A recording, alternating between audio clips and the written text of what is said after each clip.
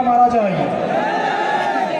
আবার আরেকটা দল যারা হচ্ছে ইন্টেলেকচুয়াল প্রস্টিটিউট, যারা জ্ঞান পাপী, যারা বুদ্ধি পাপী, তারা ঢাকায় বসে বসে, মিডিয়ায় বসে বসে গতকাল গোপালগঞ্জের আওয়ামী লীগের যে আমাদের উপরে হামলা পরিচালিত হয়েছে সেটার তারা বৈধতা উৎপাদন করেছে।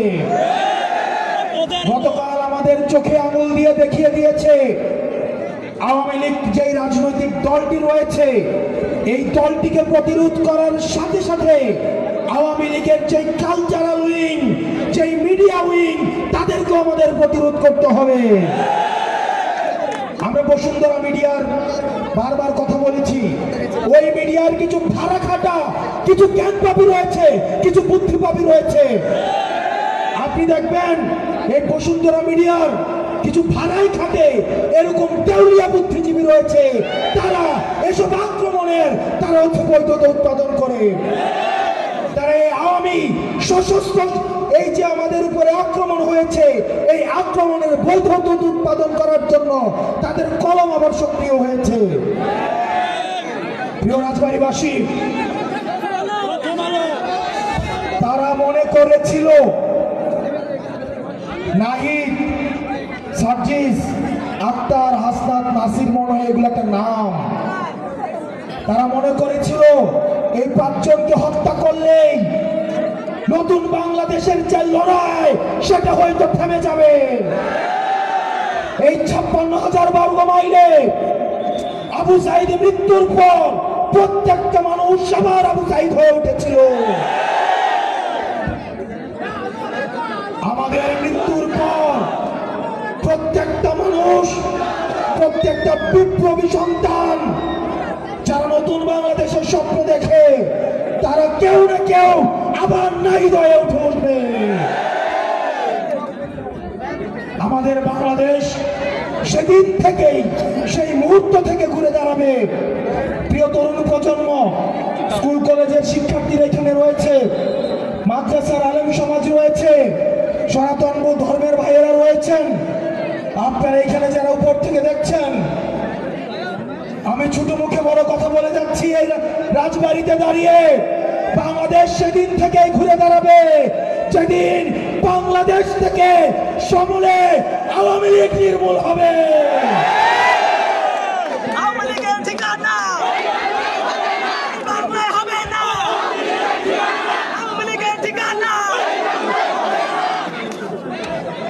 কর্পোরেট সমাজ, এই বর্জুয়া সমাজ, আওয়ামী লীগ নিয়ন্ত্রিত মিডিয়া সমাজ তোমাদেরকে সাক্ষী রাখে মুজিবের বুকের মাটির উপরে দাঁড়িয়ে আমরা কতকাল স্লোগান দিয়েছি, মুজিবের মাটিতে মুজিববাদ মুর্দাবাদ। প্রিয় রাজবাড়ীবাসী, আমাদের আগে রাজনীতি ঠিক করতে হবে, আমাদের রাজনীতি ঠিক করতে হবে। যতদিন পর্যন্ত এই নিষিদ্ধ জঙ্গি গোষ্ঠী, আপনারা গতকাল দেখেছেন, গত 11 মাস ধরে আমরা যে মিডিয়ার বিরুদ্ধে যে ফাইট করে যাচ্ছি, তারা বারবার বলছে আওয়ামী লীগকে নাকি সুযোগ দেওয়া উচিত, রিফাইন্ড আওয়ামী লীগকে নাকি সুযোগ দেওয়া উচিত। আওয়ামী লীগ কি হয়ে ফিরে আসবে গতকাল সেটার একটা টেস্ট ম্যাচ হয়েছে। আওয়ামী লীগ সবসময় প্রতিহিংসার রাজনীতি করে। আওয়ামী লীগকে আমরা লগি বৈঠা থেকে দেখেছি, আওয়ামী লীগকে আমরা পিলখানা হত্যাকাণ্ডে দেখেছি, আমরা সপ্র হত্যাকাণ্ডে আলেমদেরকে পাখির মতো গুলি করতে দেখেছি। ক্ষমতায় টিকে থাকার জন্য আবু সাইদকে, ওয়াসিমকে, নাম জানা অসংখ্য শহীদকে পাখির মতো গুলি করে রাস্তার মধ্যে হত্যা করতে দেখেছি। আমরা হয়তো মারা যাব, আমাদের হয়তো গুলি করে হত্যা করবে, হয়তো আমরা অ্যাসাসিনেট হব, কিন্তু প্রিয় ভাইরা, আওয়ামী লীগ মুক্ত বাংলাদেশ বিনির্মাণের দায়িত্ব এই প্রত্যেকটা তরুণ প্রজন্মকে নিতে হবে। যারা পূর্বের প্রজন্ম, আজকের এই কলুষিত রাজনীতির দায়ভার তাদের রয়েছে। কম্প্রোমাইজের রাজনীতি, ব্যাকডোর পলিসির রাজনীতির কারণে আজকে এই তরুণ প্রজন্মকে দায়িত্ব তুলে নিতে হয়েছে। আমাদের রাজনৈতিক দল গঠন করার কোনো প্রয়োজন ছিল না, কিন্তু আমরা বাধ্য হয়েছি।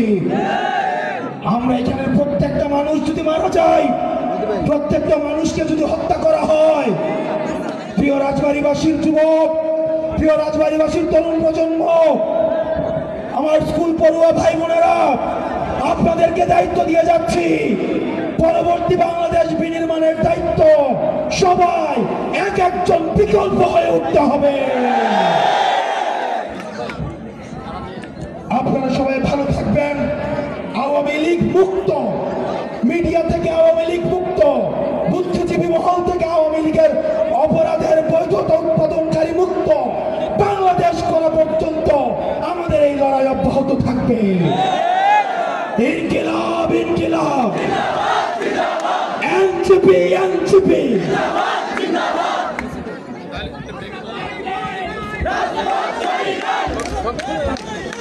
রাজবাড়ীর সংগ্রামী সহযোদ্ধারা,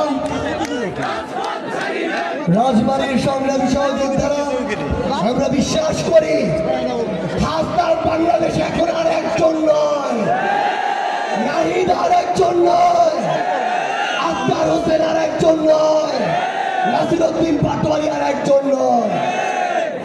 আমরা বিশ্বাস করি বাংলাদেশের প্রত্যেকটি জেলায় এখন হাজারো হাসদার নাহিদ রয়েছে।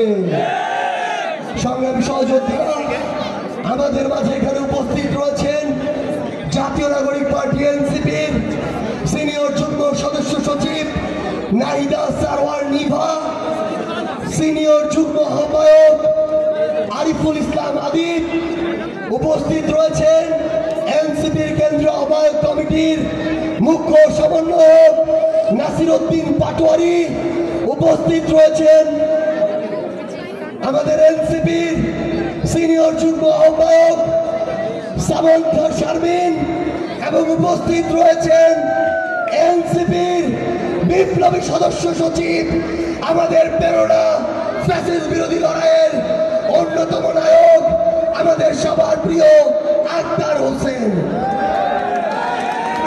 সংগ্রামী সহযোদ্ধারা, এ পর্যায়ে আপনাদের সামনে বক্তব্য রাখবেন জুলাই অভ্যুত্থানের মহানায়ক, 3 আগস্টে ওই শহীদ মিনারে দাঁড়িয়ে যিনি এক দফার ঘোষণা দিয়েছিলেন, খুনি হাসিনার কফিনে শেষ প্যারেড মারা আমাদের মহানায়ক, আমাদের স্লোগান মাস্টার, জাতীয় নাগরিক পার্টি এনসিপির সংগ্রামী আহ্বায়ক নাহিদ ইসলাম।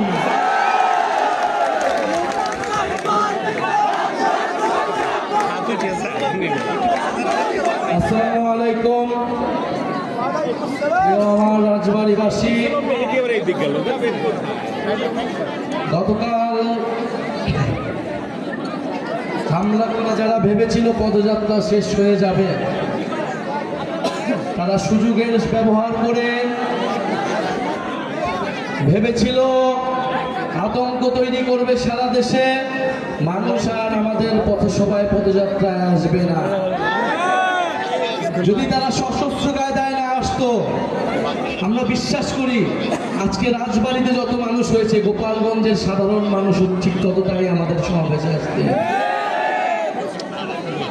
প্রিয় রাজবাড়ীবাসী, আজকে আপনারা এসে প্রমাণ করে দিয়েছেন জাতীয় নাগরিক পার্টি, জুলাই গণ অভ্যুত্থানের নেতৃবৃন্দের প্রতি আপনাদের আস্থা, আপনাদের ভালোবাসা, সেই ঠিক একই পরিমাণ ভালোবাসা আস্থা আপনাদের প্রতি আমাদের রয়েছে।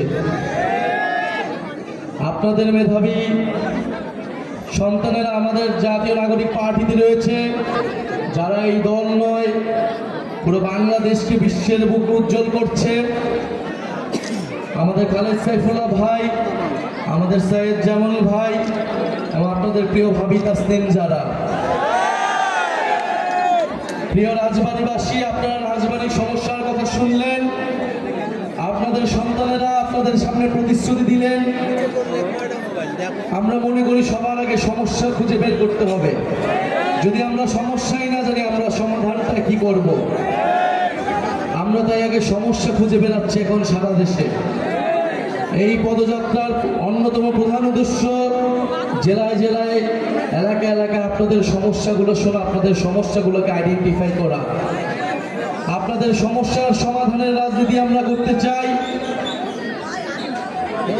আমাদের অন্যান্য নেতৃবৃন্দ বললেন, জাতীয় নাগরিক পার্টি গণ অভ্যুত্থানের পরে যে ইনসাফের বাংলাদেশ, বৈষম্যহীন গণতান্ত্রিক বাংলাদেশ গড়ে তুলতে চেয়েছিল, সেই বাংলাদেশ বিনির্মাণে আমরা জানি লড়াই অনেক দিকে আমাদেরকে এখন করতে হবে।